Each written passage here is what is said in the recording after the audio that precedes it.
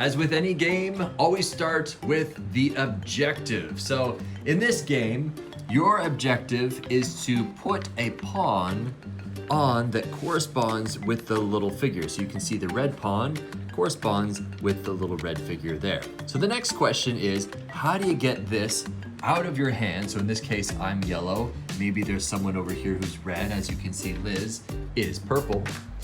And so as you can see, this little guy is on a road that has a dead end. It's not continuing. If his road continues, the pawn cannot be played. But someone played this, like that. See that? Dead end, that means he can now claim that. Now Liz is gonna show us an example of drawing a turn. So it's her turn. You go around the table and you can see, okay, where could she play that on here? So for the strategy, maybe for yellow, they are trying to loop themselves into a closed road system. So if I were to play this here, now these characters are all in a closed system, and now you can play all of the little people.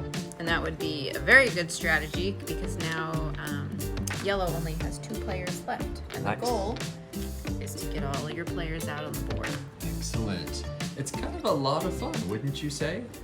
Yeah, and it's a very simple game. Very simple. So as you can see, you kind of have to balance that strategy between trying to block off roads to get tokens or pawns on the board, but also maybe even trying to sabotage someone else's loop.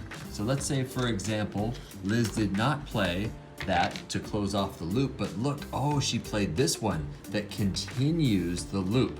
So yellow can't be played. Oh, but there's the dead end right there. So that means all the yellows can be played as we did before. And a purple. And a purple right there. Fun strategy. Yeah.